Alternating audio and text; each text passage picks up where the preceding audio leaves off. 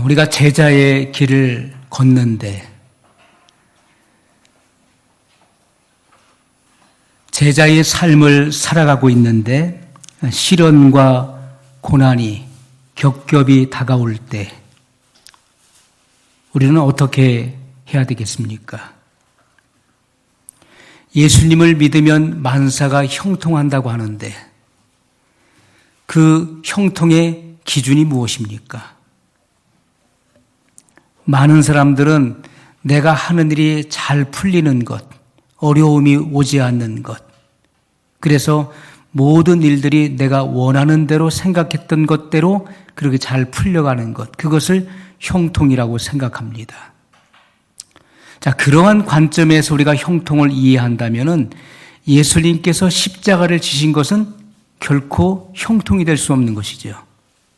그러나 하나님의 관점에서 예수님께서 십자가를 지시는 것은 형통의 길을 가는 것입니다. 복 있는 사람은, 정로를 걸어가는 사람은 악인의 꾀를 쫓지 아니하고 죄인의 길에 서지 아니하며 오만한 자의 자리에 앉지 않는 것이라고 말씀하고 있습니다. 그것이 바로 바른 길을 걸어가는 사람의 태도인 것이죠. 제자들도 자기를 부인하고 자기 몫의 십자가를 지고 주님을 따를 것을 예수님은 명령하셨고 그들은 그 길을 기꺼이 걸어갔습니다.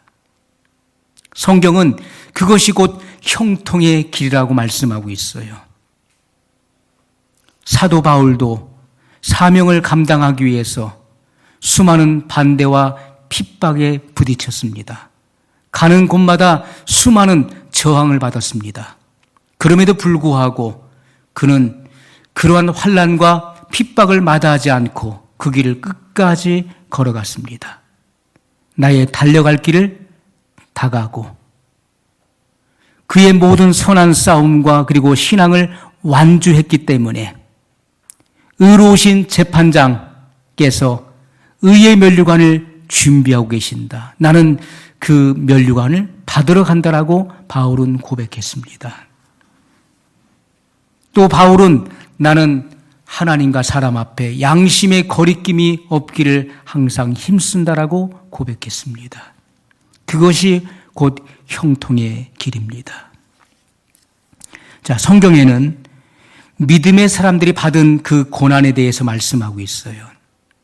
하나님을 잘 믿는데, 예수님을 잘 믿고 주님을 따르는데 왜 고난을 받아야 되는가? 왜 핍박을 받아야 되는가? 왜 생각지 않은 문제들이 발생하고 그리고 고통을 겪어야 되는가? 많은 사람들은 나름대로 생각하는 그런 형통의 기준이 있기 때문에 잘 믿으면 핍박을 받지 않아야 된다고 생각하고 고난이 없어야 된다고 생각하는데 그것은 잘못된 것입니다. 성경은 분명히 믿음의 사람들이 받았던 그 고난에 대해서 말씀하고 있어요. 당대 의인이라고 칭함을 받았던 노아는 당대의 의인이라고 하나님께서 증거해 주셨어요. 여러분, 노아가 그냥 의인이 된 것이 아니지요. 노아가 거저 하나님의 친구가 된 것이 아닙니다. 노아가 받았을 그러한 핍박과 그러한 고통을 생각해 보십시오. 노아가 120년 동안의 방주를 짓는 동안에 그는 매일같이 하나님의 심판을 경고했습니다. 그럼에도 불구하고 비는 오지 않았어요. 땅이 꺼지지 않았습니다. 무려 120년 동안을요. 그 누구도 노아의 설교를 듣지 않았습니다. 오히려 조롱하고 핍박했습니다. 그렇기 때문에 역사학자에 의하면은 척 스미스의 인구 조사에 의하면은 그 당시에 인구가 약 1370억에 달했는데 그 중에 구원을 받은 자가 겨우 8명뿐이었다고 성경은 말씀하고 있습니다. 얼마나 하나님의 말씀을 무시하고 대적했겠습니까? 그 누구도 노아의 설교에 귀를 기울이는 사람이 없었다는 거예요. 그렇다면 우리는 노아가 받았을 그 핍박, 그 고통을 우리는 충분히 이해할 수 있습니다. 오늘 본문에 나오는 아브라함도 말로 다할 수 없는 고통을 받았어요. 또 욥기서를 보십시오. 욥은 아브라함과 동시대 인물이었죠. 그는 하루아침에 재산을 다 잃게 되었습니다. 하루아침에 10 자녀를 잃게 되었어요. 한 자녀만 잃어도 그것을 가슴에 묻고 평생을 살아가는 것이 부모의 심정입니다. 자녀가 부모보다 앞서갔을 때 부모는 그것을 평생 잊지 못하는 아픔으로 갖고 살아가는 것이죠. 그런데 10 자녀를 하루아침에 잃게 되었어요. 자기 자신의 몸에는 악창이 나서 결국 부정하기 때문에 집을 나가야 됐고, 그리고 집 밖에 소각장, 마을의 소각장 잿더미 위에 올라가서 그 재를 몸에 날리면서 탄식해야 했습니다. 결국 욥의 아내도 내가 믿는 하나님을 저주하고 죽어버리라고 욕하고 저주하고 집을 나갔습니다. 누가 보아도 이것은 재앙이고 누가 보아도 이것은 저주의 문제이지. 욥의 세 친구도 욥을 알아보기가 어려웠습니다.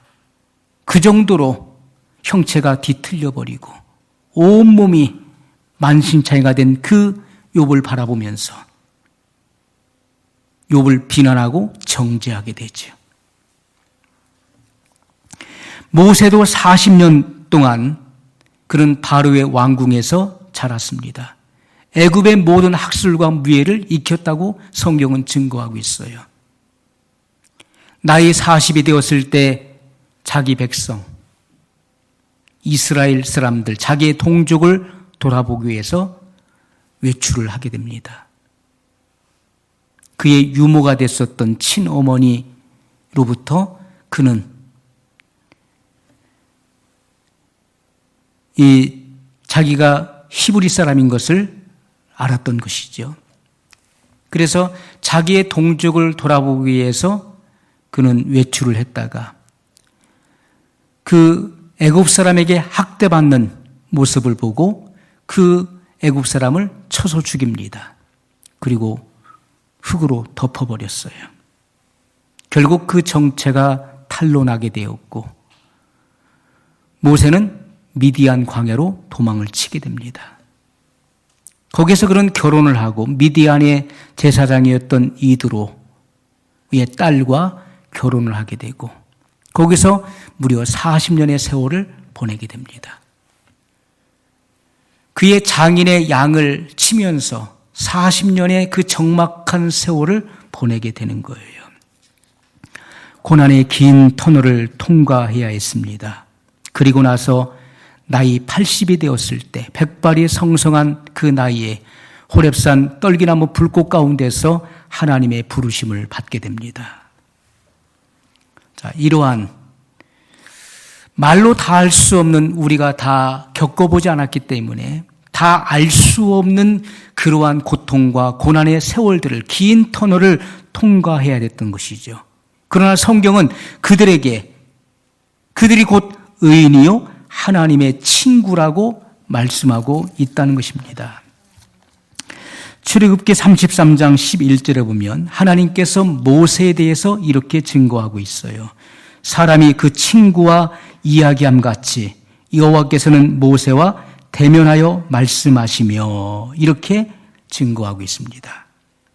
사람이 그 친구와 이야기함 같이 여호와께서는 모세와 대면하여 말씀하셨다.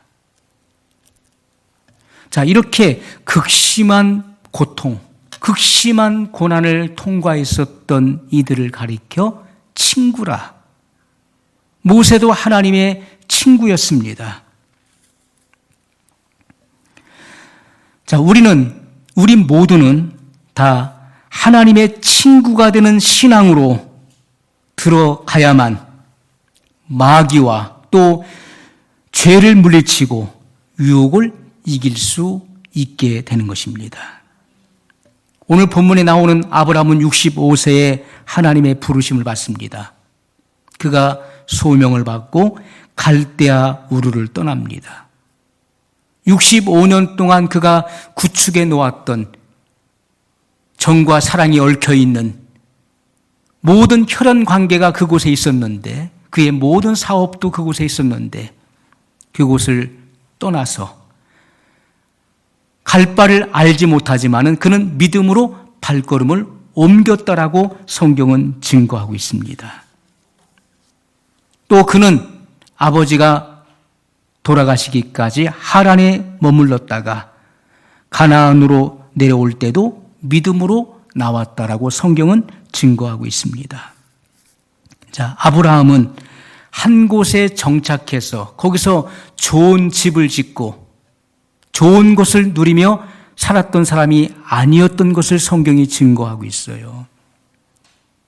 그의 일생은 천막을 치고 그리고 옮겨 다니면서 나그네와 유목민으로 살았던 것을 성경은 말씀하고 있습니다. 그는 양을 치는 자였어요. 짐승을 치는 자, 유목민, 그리고 나그네와 행인같이 일생을 살았던 사람이었습니다. 그리고 그는 믿음으로 100세가 되어서 이삭을 얻는, 자식을 얻는 그 놀라운 체험을 하게 됩니다. 그럼에도 불구하고 그때까지 그는 아직 하나님의 친구가 아니었다는 것이죠. 자, 아브라함이 어떻게 하나님의 친구가 될 수 있었느냐 하는 것은 그의 독자 이삭을 하나님이 지시한 산, 모리아 산에서 바칠 때 그것이 그 신앙의 절정에 이르게 되는 계기가 되는 것입니다. 사람의 그 믿음은 반드시 테스트를 거쳐야 되는 것입니다. 어떤 계기와 과정을 통해서 그의 신앙의 여부가 반드시 드러나게 되는 것입니다. 평상시에는 알지 못하지만은 그 어떠한 환경과 계기를 통해서 어떠한 사건을 통해서 그의 믿음의 여부가 드러나게 되는 것인데, 자, 역사학자에 의하면은 그 당시 이삭의 나이를 약 27세로 추정하고 있습니다. 그러면 아브라함의 나이는 127세예요. 오늘 하나님께서 아브라함에게 말씀하셨습니다. 내 아들, 내 사랑하는 독자 이삭을 내가 지시하는 땅에 가서 번제로 바치라. 자, 하나님의 명령이 떨어졌어요. 그리고 그는 자기 아내와 의논하지 아니하고 아침 일찍이 도구를 챙겨서 아들과 사환과 함께 하나님께서 명령하신 그 모리아 산을 향해서 가게 됩니다. 그리고 그 산에 이르렀을 때 거기에 제단을 쌓습니다. 번제단을 쌓는 것이죠. 자기 아들을 번제물로 드릴 그 제단을 쌓습니다. 그리고 아들을 결박하여 그 번제단 위에 눕히죠. 그리고 아브라함은 칼을 들어서 그 아들의 목을 찌르게 됩니다. 목을 향해서 찌르게 되지요. 바로 그 순간에 아브라함은 하나님의 친구가 된 것입니다. 이것은 하나님에게 보여주기 위한 쇼가 아니었다는 것입니다. 이것은 기만이 될 수가 없었던 것이죠. 죽이는 척하는 흉내를 낸 것이 아니었다는 것입니다. 아브라함이 지금 행하는 것은 죽이는 척하는 것이 아니에요. 하나님을 시험해 보는 것도 아니었던 것입니다. 내가 칼을 들어서 아들을 정말 죽이는 그런 흉내를 내면 하나님께서 말리시겠지, 멈추게 하시겠지 하는 그런 흉내를 내는 것이 아니었다는 것입니다. 아들을 죽이는 척하는 흉내를 낸 것이 아니었어요. 이것은 실제 상황이었습니다. 내 아들, 내 사랑하는 독자 이삭을 번제로 바치라. 아브라함은 이러한 하나님의 명령을 실제로 받아들였던 것입니다. 실제로 받아들인 거예요. 그리고 실제로 그 아들을 하나님의 명령된 그 침묵 속에서 그 아들을 번제물로 바치기로 그는 결정한 것입니다. 마음에 결정하고 이른 아침 짐을 챙겨서 출발했던 것이죠. 아내에게 이야기하면 반드시 못하게 말릴 것이기 때문에, 망령된 노인으로 취급할 것이기 때문에 그는 의논하지 않고 하나님 말씀에 순종하기 위해서 그는 모든 제물 드릴 도구를 챙겨서 출발했던 것입니다. 이삭을 제단에 눕히고 아들을 향해서, 아들의 목을 향해서 칼로 내려칩니다. 여러분, 구약 시대에도 내 죄를 대신할 그런 양을 잡을 때 어떻게 했습니까? 성소에 형수를 향해 가게 되죠. 거기는 성막이 있는데 성막 뜰에 번제단이 있어요. 그 번제단 앞으로 양을 끌고 갑니다. 그리고 그 양의 그 목 밑에는 밭개스를 놓죠. 그리고 목으로 칼로 양의 목을 찌릅니다. 그럼 피가 쏟아져요. 이 밭개스 받는 거예요. 그리고 양을 눕힌 다음에 목에서부터 칼로 그 배를 가릅니다. 갈라서 이 안에는 내장과 창자를 다 끄집어내는 거예요. 살을 각을 뜹니다. 뼈는 뼈대로 구분합니다. 그리고 그 피를 제단 뿔에 바르고 사면에 뿌립니다. 그리고 재도 남김없이 다 태워드리는 것이 번제예요. 하나님께서는 아브라함의 아들을 번제물로 요구하셨다는 거예요. 과거에 이방인들이 음란하게 자기의 신들을 섬기면서 자기의 자식을 몰렉 신에게 불로 태워 바쳤던 그런 일들이 많이 있었습니다. 그런데 거룩하신 하나님, 전능하신 하나님, 사랑의 하나님께서 아들을 요구하셨다는 거예요. 그러나 아브라함은 조금도 의심치 않고 하나님의 명령을 실제로 받아들이고 그렇게 순종하기로 그는 결정했던 것입니다. 하나님은 침묵하셨어요. 하나님은 명령하시고 아브라함이 어떻게 하는지를 침묵 속에서 바라보고 계셨습니다. 아브라함은 그것을 실제로 행하게 되었어요. 아들을 눕혀놓고 그리고 아들의 목을 향해서 그 칼을 내려칠 때, 그때 하나님의 사자가 하늘로부터 아브라함을 급하게 부릅니다. 아브라함아, 아브라함아, 내 아들에게 아무 일도 행하지 말라. 내가 이제야 하나님을 경외하는 줄을 알았노라. 그렇게 말씀하셨어요. 하나님의 사자가 아브라함에 행하는 그 일을 멈추게 했습니다. 여러분, 모리아산은 아주 중요한 의미를 갖고 있습니다. 이 모리아산, 이삭을 제물로 바쳤던 이 모리아산은 후일에 솔로몬 성전이 세워지는 장소가 되는 것입니다. 자, 그리고 그 이삭을 제물로 드렸던 그 제단은 솔로몬 성전의 번제단이 되는 것입니다. 자, 그리고 아브라함이 들어보니 양의 울음소리가 들립니다. 하나님께서는 수양을 준비해 놓으셔. 수풀에 걸려있는 수양을 미리 준비해 놓으셨던 거예요. 그래서 이삭을 대신하여 그 수양을 번제로 드리게 됩니다. 그 수양이 수풀에 걸려있던 그 자리는 장차 2000년 후에 아담으로부터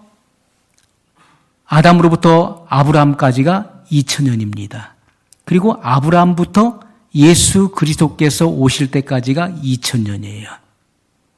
그리고 예수님께서 초림에 오실 때로부터 지금이 2000년의 세월이 흐른 것입니다. 그래서 인류 역사를 6000년으로 보는 것이죠. 아브라함이 그 수풀에 걸려있는 그 수양을 잡아다가 번제로 바치는데 그 수풀에 걸려있는 그 수양이 있었던 그 자리가 바로 골고다 언덕입니다. 예수님께서 그곳에서 십자가에서 인류를 대신할 희생 제물이 되시는 거예요. 성경은 이렇게 그 일관적인 그 일맥상통하는 그런 연관성을 우리에게 보여주고 있습니다. 이삭을 대신해서 드렸던 그 희생의 제단, 그것이 바로 십자가가 되었던 것이죠. 그곳에서 아브라함은 하나님의 친구가 된 것입니다. 아브라함은 모리아 산에서 비로소 하나님의 고통을 이해하게 되었어요. 아브라함이 하나님의 명령을 받았을 때 내 아들, 내 사랑하는 독자, 그 이름 이삭, 그를 내가 지시한 땅으로 가서 번제물로 바치라는 그 하나님의 지시를 받았을 때 그의 심령은 그 말할 수 없는 그런 심령의 고통을 느꼈던 것이지요. 자식을 바치라는, 더군다나 번제물로 바치라고 하는, 번제물에 대해서는 아브라함이 너무나 잘 알고 있었던 것이지요.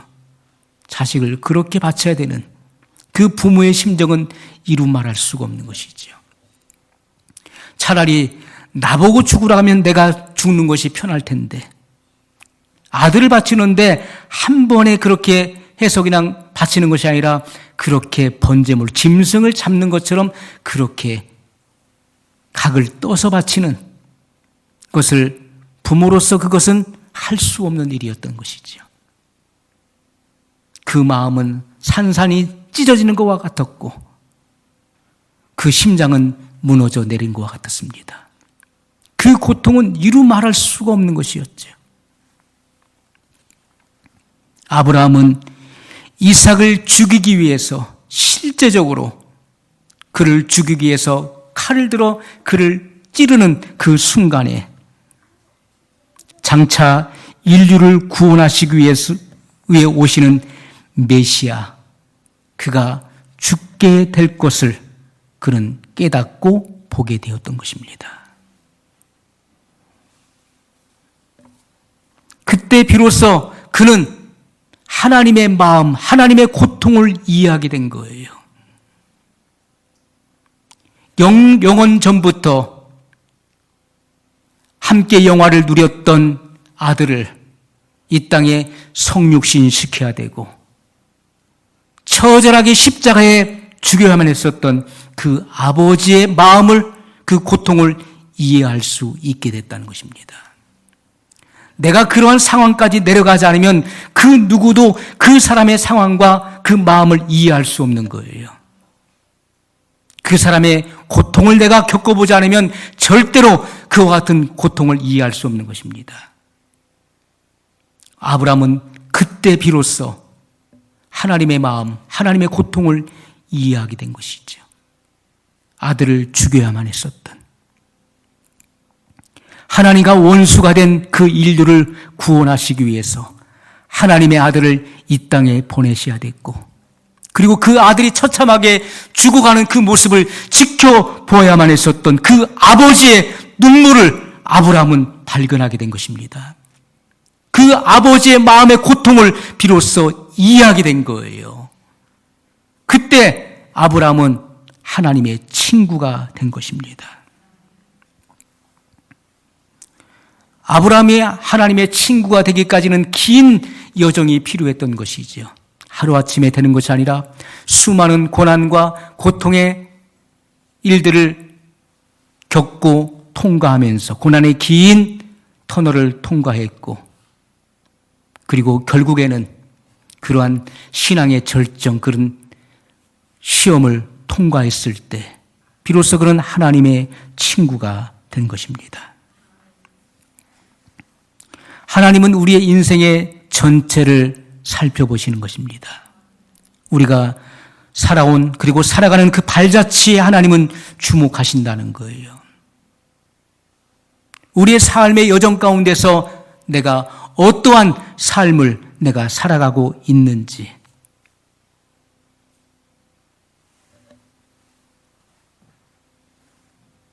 결국에는 모리아산의 그러한 경험의 단계까지 하나님은 우리를 이끌고 가신다는 것입니다. 그곳에서 하나님의 마음을 깊이 이해하는 사람이 되기를 원하시는 거예요. 우리가 찬송가 360장 보게 되면은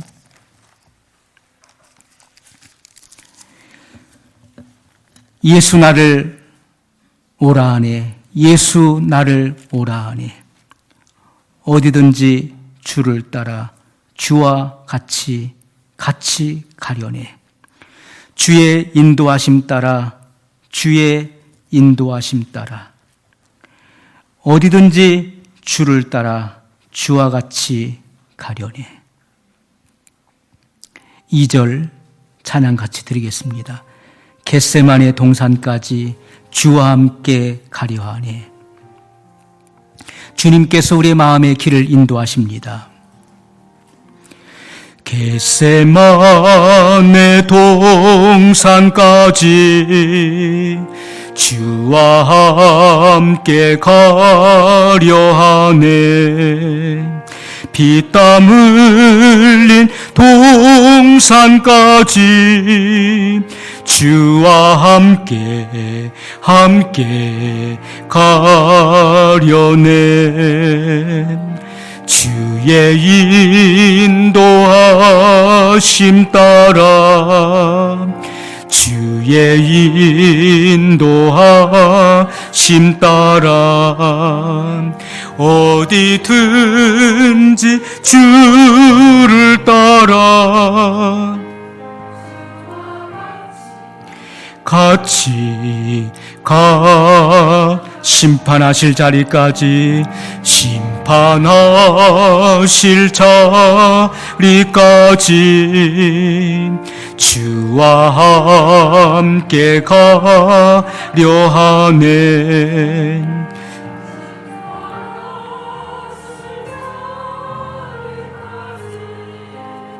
주와 함께 가려네. 주의 인도하심 따라 주의 인도하심 따라 어디든지 주를 따라 주와 같이 가려네. 주가 크신 은혜 내려 나를 항상 돌아보고 많은 영광 보여주며 나와 함께 가시네. 주의 인도하심 따라 인도하심 따라 어디든지 주를 따라 주와 같이 가려네. 아멘. 여러분, 하나님께서 우리에게 요구하시는 것은 바로 모리아산의 경험까지 우리를 인도하신다는 것입니다. 피땀 흘린 동산, 겟세마네 동산까지. 거기서 그치는 것이 아니라 주님께서 십자가에 달리신 골고다 갈보리산까지 주님은 우리를 이끄신다는 것입니다. 그래야만 우리가 심판의 자리, 이스라엘의 12지파를 심판하는 그 보호자에 앉게 되는 영광을 차지하게 될 것입니다. 우리가 당하는 고통, 때로는 제자의 길을 걸어가면서 이해할 수 없는 그런 고난이 엄습해 올 때, 매우 엄격한 주님의 말씀의 명령이 우리를 하나님의 친구로 만드는 그런 수단이 된다는 것을 이해할 수 있어야 돼요. 고난이 없어지기를, 고통이 빨리 사라지기를 구할 것이 아니라 그러한 고난을 통해서 하나님의 마음을 깊이 이해할 수 있는, 바로 모리아 산까지 갈 수 있는 그런 신앙의 여정이 되어야 된다는 것입니다. 우리는 믿음으로 하나님의 인도하심을 따라갈 수 있어야 돼요. 작은 시련과 고난 앞에서도 힘없이 주저앉는 그런 신앙이 돼서는 안 된다는 것입니다. 문제가 찾아오고 고통의 풍랑이를 걸어갈 때, 그때도 결단코 믿음의 행진을 중단해서는 안 된다는 거예요. 우리는 하나님의 고통을 이해하는 그 지점까지 나가야 될 것입니다. 하나님의 고통과 그 침묵을 이해하게 되면 하나님의 친구가 되는 거예요. 하나님의 고통과 그 침묵. 예수님께서 십자가에 달리셔서 엘리 엘리 라마 사박다니 하셨어요. 나의 하나님, 나의 하나님, 어찌하여 나를 버리셨나이까. 하나님의 아들에게 인류의 죄가 다 전가되었고, 하나님은 죄인을 묵과할 수 없기 때문에 하나님의 모든 진노와 심판을 그 아들에게로 쏟아 부을 수밖에 없었습니다. 그리고 하나님은 고개를 돌리셨어요. 그때 예수님의 외침은 엘리 엘리 라마 사박다니 하셨어요. 하나님으로부터 버림받은 것입니다. 친히 죄가 없으신 하나님의 아들께서 인류의 죄를 대신하셨기 때문에 친히 죄가 되어 하나님의 무서운 진노와 심판을 받고 돌아가시는 그런 상황이 된 것입니다. 단 한 번도 아버지와 떨어져 본 경험이 없었던 예수님께서 아버지와 완전히 분리되는 그러한 고통을 겪어야 했던 것이죠. 아버지는 죄인을 볼 수 없기에 그 고개를 돌리셨습니다. 그 아버지의 그 마음의 고통, 그 침묵 속에서 치러지는 그 심판, 하나님의 고통과 침묵을 이해하게 되면 그는 하나님의 친구가 되는 것입니다. 예수님께서 온갖 누명을 뒤집어 쓰고 그리고 고통받으실 때, 조롱과 비난을 받고 폭력을 당할 때 주님은 털 깎는 자 앞에 잠잠한 양같이 그 입을 열지 않으셨습니다. 주님은 잠잠하셨어요. 한 사람의 그러한 죄를 내가 담당하는 것도 어려운 것입니다. 다른 사람을 대신하기 위해 내가 누명을 뒤집어 쓰고 그 억울한 일을 내가 받는 것도 고통스러운 거예요. 그러나 온 인류의 그런 죄를 예수님이 받으시고 온갖 멸시와 천대를 받아 죽으셨어요. 하나님의 친구가 되는 사람만이 하나님의 마음을 기쁘게 하는 삶을 살아갈 수 있게 되는 것입니다. 예수님께서 말씀하시는 주님과 친구가 되는 일에 오늘날 신앙생활하는 많은 이들이, 신앙인들이 이러한 말씀을 가볍게 생각하는 것입니다. 너무나 등한히 생각하는 거예요. 세상에서 잘되고 물질적인 복을 받는 일에는 길을 쓰고 있지만은, 그러나 정작 중요한 하나님의 친구가 되는, 하나님의 그 고통을 깊이 이해하는 자가 친구가 된다고 하는 이러한 중요한 말씀에는 길을 닫아버리는 것입니다. 아브라함도 노아도 하나님의 명령대로 행함으로 그들은 하나님의 친구가 되었습니다. 자, 예수님께서 요한복음 15장 14절에 너희가 나의 명하는 대로 행하면 곧 나의 친구라 이렇게 말씀했습니다.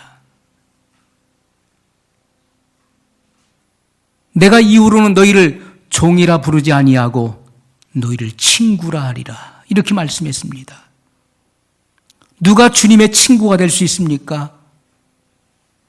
너희가 나의 명하는 대로 행하면, 주님의 말씀을 지켜 행하면 곧 나의 친구라 이렇게 말씀했어요. 친구의 고통을 깊이 이해하는 친구, 그가 진정한 친구인 것입니다. 친구의 마음을 헤아릴 수 있는 친구가 진정한 친구예요. 친구의 아픔을 외면하는 친구는 진정한 친구가 될 수 없는 것입니다. 아브라함이 모리아산에서 칼을 들어 자기 아들을 찌르는 그 순간에 하나님의 사자가 그를 말렸고, 비로소 그는 아버지의 마음, 그 마음의 고통을 이해하게 되었다는 것이죠. 그래서 하나님의 친구가 된 것입니다. 오늘 우리는 누구든지 주님의 명령대로 행하는 자만이 주님의 친구가 될 것입니다. 그 사람은 하나님을 영화롭게 하고 하나님을 기쁘시게 하는 그런 일생을 달려갈 수 있을 것입니다. 오늘 말씀을 기억하면서 우리 한 목소리로 같이 기도하겠습니다.